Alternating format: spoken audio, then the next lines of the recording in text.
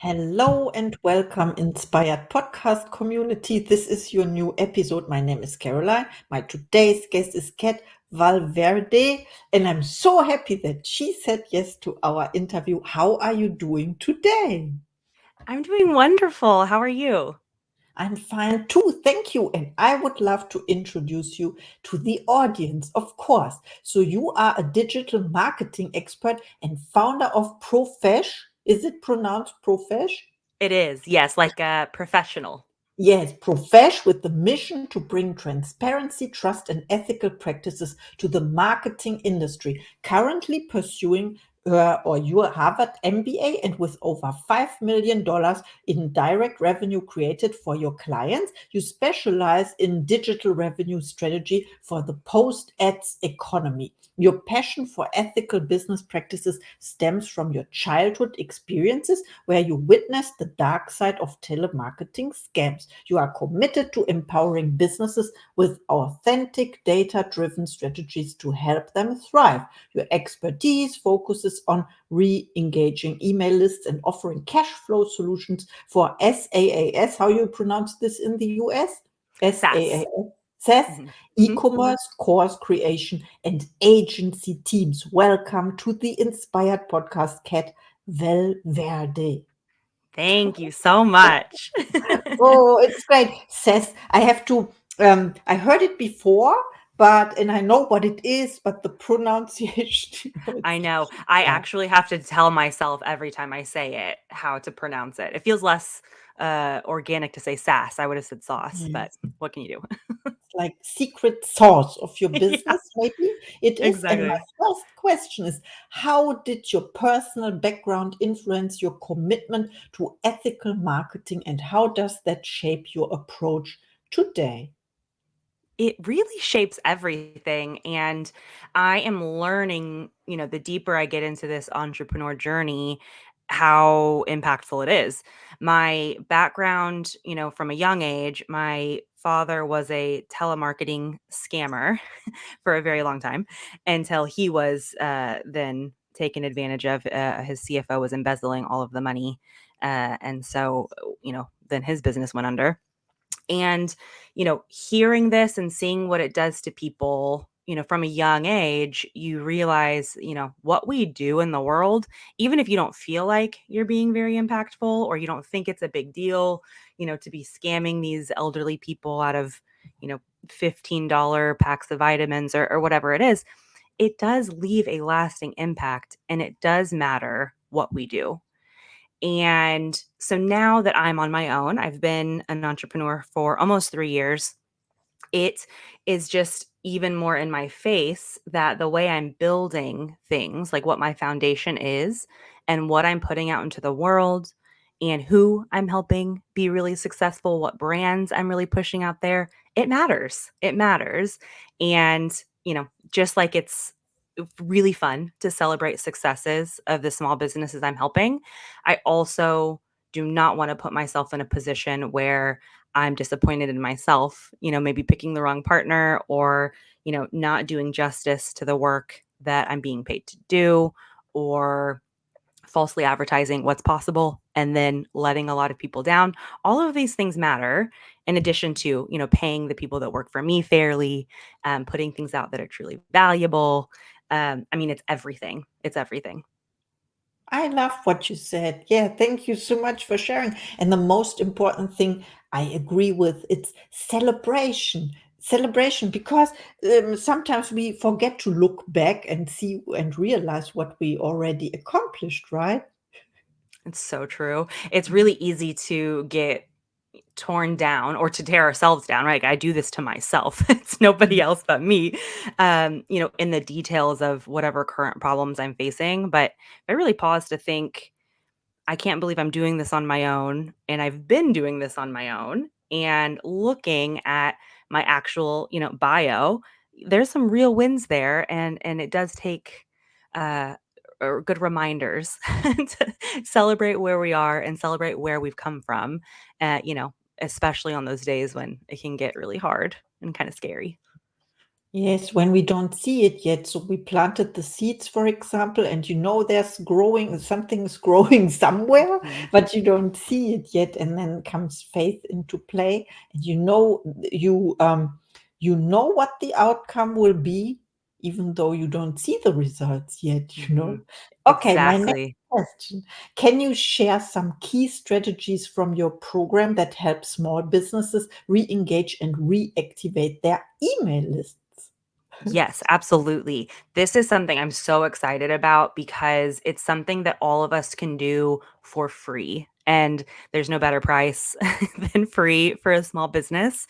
So the thing that I'll just preface this with is I'm getting a lot of feedback when I first introduce, really focusing on email lists that it feels outdated. This feels really archaic. It feels like there's just so many more tools out there. There's so many more ads I could do.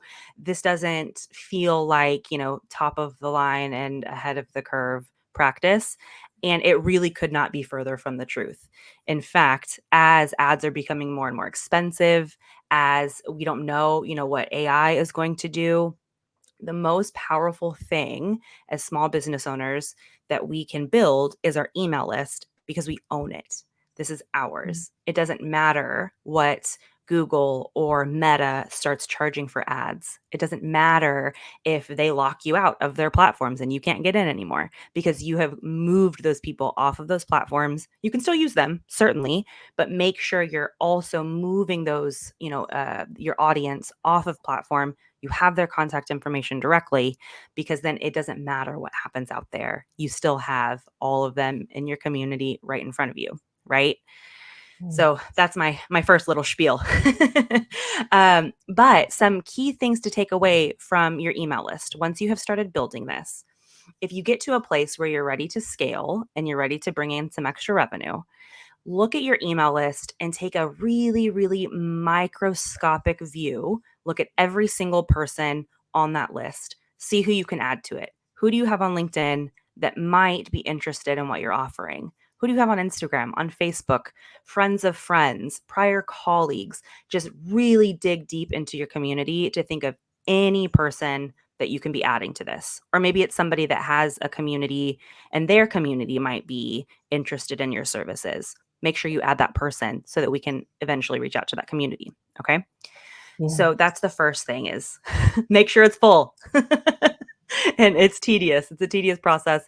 I still kind of grumble about it when it's time for me to revamp. But the second thing is you go through that list and you look at every single person and we start to rank those people from the most profitable if they're clients, for example, who has spent the most money with you, or maybe they've spent the most time with you. They've been with you for a year, for 2 years. Or maybe it's somebody who's been on your email list and they're opening up every single email that you send them. They're liking every single post that you make on your social channels. You know that they're very, very engaged with your content. So you start ranking, from number one all the way down to, 100, let's say. And then you take the top, let's say 10% of those Mhm. people. So you have your top 10% of most profitable, most engaged possibilities and you reach out to them. It's really simple. You send them an email, not a mass email. You're sending them an email individually saying, "Hey, how are things going? How are they really going? How's business? How are you feeling?" And you start a conversation to see what they're experiencing. What are their pain points? What can you possibly do? You're keeping this in the back of your mind to try to help them out. So you're not necessarily selling them when you're sending them these emails. Once you get this feedback, now you know these pain points in this industry that probably apply to your entire mailing list, right? So you've reached out to 10%, but maybe you have thousands. And you go back to the drawing board and you start to think, okay, I basically just gotten all of this free research and how can I develop on that? So you're doing some R&D sessions and figuring out if you can solve some of these people's problems.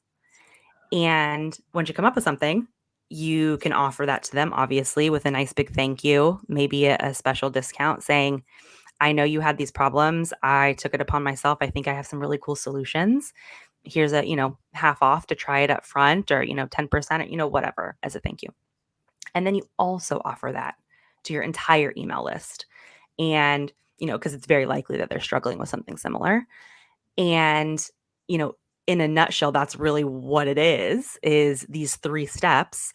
And I cannot tell you how incredible it is to see the revenue that's being generated from this. And then on top of that, once you find something that's really successful, you can then email that group again who have purchased these new offerings and say, hey, thank you so much again. I would love it if we could talk about a partnership. Do you know anybody else that might be interested in this? And can we set up some sort of a program where we're splitting the revenue, or I'm giving you a referral or something where we can really push this out and we can both make money together? Like, let's move on this because it's something really good and really exciting, really valuable, and I want you to, make money alongside me. Let's do it. And, that's really, in a nutshell, that's the program. Oh, I love what you shared. Thank you so much. I never thought of it that way. Of course, so your first step is to fill your email list, to have one, and then to fill it with contacts they are not already on your list. You take them from social media like LinkedIn, you said. Then the second step, and I like this with the ranking, do the ranking, and then yeah, I never thought of it, but it's true. You take a look and say, oh, someone bought from me, and then you do your ranking. Then you take 10%, right, and then you give them.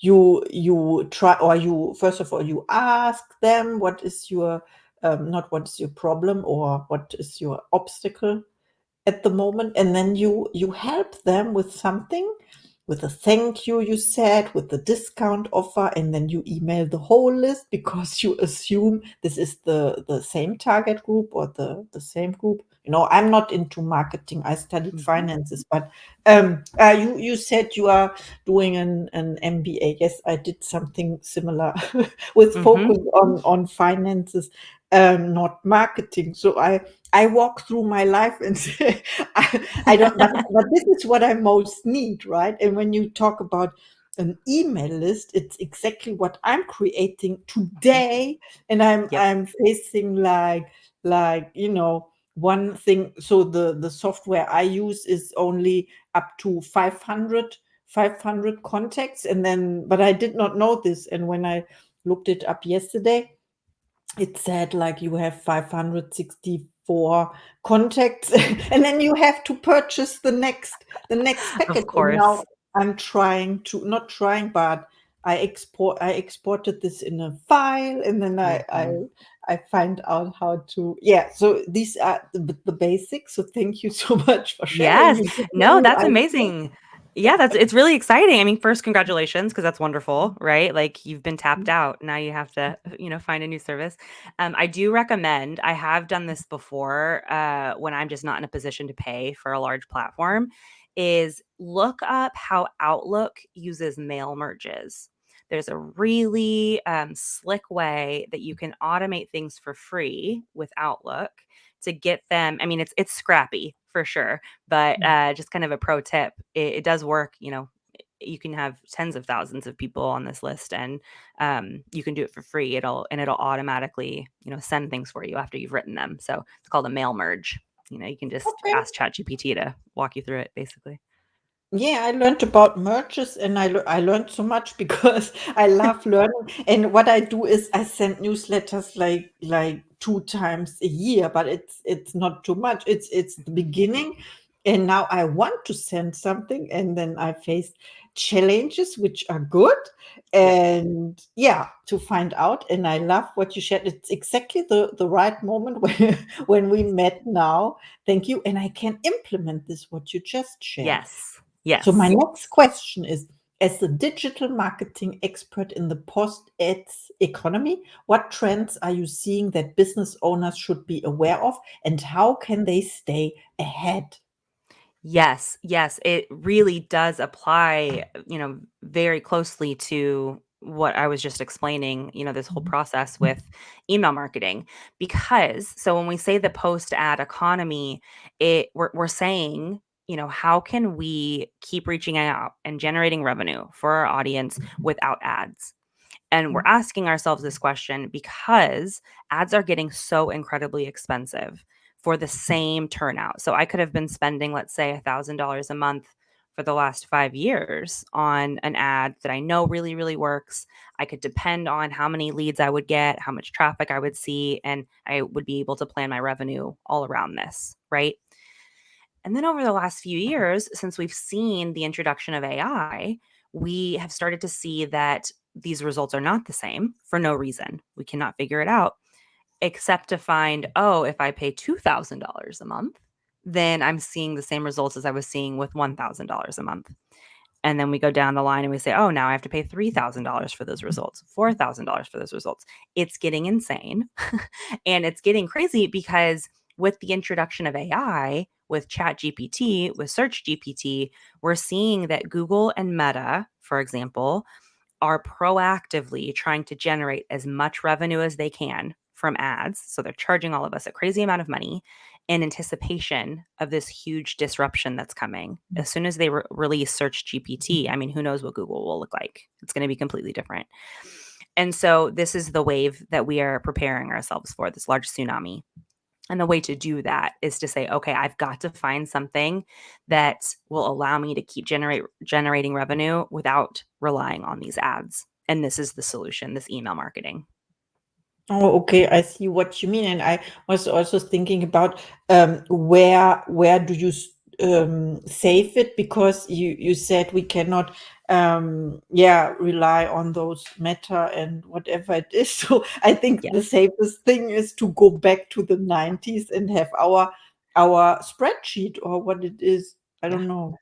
It is. Yeah, I totally agree. I keep a hard copy of everything and I'm really into Excel. I mean, I think it just comes from, when I learned about computers, ages me a bit, but I cannot let go of my Excel. It's such a powerful tool. So I certainly do always keep copies for myself. And then I do use different services, as I'm scaling, I'm dabbling similar to, as you said, there's tons of Mhm. very affordable platforms that you can try out. And the things you'll want to look out for as you're trying these out is how happy you are, obviously, with the platform. But then also, are you seeing, as you're emailing people, that you are getting a lot of bounce backs? Or are you seeing that whatever platform is sending these emails for you, are they getting marked as spam? These are the problems that you'll have Mhm. to keep solving for. And some platforms are better than others, certainly. And so that's kind of the ongoing adventure that we'll all take together to find, I'm saving this in Excel for myself. Maybe I'm sending some things personally, and then what services, are of the future that are going to really help us reach our inboxes of our audiences. Yes. Okay. What I get from your answer is to just trial and error, of course. And sometimes we are hesitating because it goes out to, I don't know, hundreds of people. And when Mhm. you make a mistake or it looks weird, then I don't know. Yes. That's exactly right. Just try it out. My kind of go-to is fast failure. Let's rip the Band-Aid, let's try something, and let's try it quickly so that we're not wasting our own time and our own money. And then let's go into it saying, if this doesn't work, that's okay. Like, I will just try something else and I will be patient with myself and patient with the process. And ironically, that's a very similar process to how I would coach people on ads is, okay, we're going to try. Let's see what works. Let's see what resonates. So it's a lot of the same practice and a lot of the same theory because we're still dealing with the same audience, but in a different place. Yes, I see and I understand. I love this fast failure and also the question, what is, you did not ask it, but I added now, what is the worst thing that can happen, right? Exactly, right, and what's so beautiful about this and way better than ads is you don't have to pay a ton of money, right? We're not Mhm. paying 1,000, 2,000, $3,000 a month. This is a much more affordable, scalable option. It may take a little bit more work, but that's okay because it's worth it. Yes, and it's fun. It's fun It's fun. to try new things. Not for everyone, but for me, definitely, like Mhm, this right. podcast, for example. And my Yeah. last question for you, and I enjoyed our conversation so much. What are your, do you set goals for yourself or intentions, and what are your next projects? Yeah, so I personally and professionally, I like to set quarterly goals for myself. And actually, because my focus in 2024 has been email marketing, my goal for Q4 has been putting out a new program for free, just outlining all of these steps we've discussed in great detail. And we are also putting forth a pilot program for people like you and I who are looking to scale and need some help. So maybe you and I talk. I'm happy to, help you out, no risk. Yes. And so that has been my Q4 goal is to really get that off the ground and to help, 100 people by the end of the year bring in, $100,000 in revenue is the goal from their email lists. So, I do actually have a new webinar coming out that is 100% free. I promise I'm not selling you on anything. If you go to emailrevamp.com, you can sign up for the waitlist and we'll send out, early updates and everything in the next few days. Oh, perfect. Thank you so much for sharing. I'm so happy about our interview. And if you have a last message or final thoughts to the audience now. Yes, just be patient with the process and get started now. Don't waste your time, right? Like, let's just get started and be excited. And, you have to start somewhere. Yes, and the best time is now. Thank you so much. It was a great interview. Thank you, Caroline. And see you in the next episode.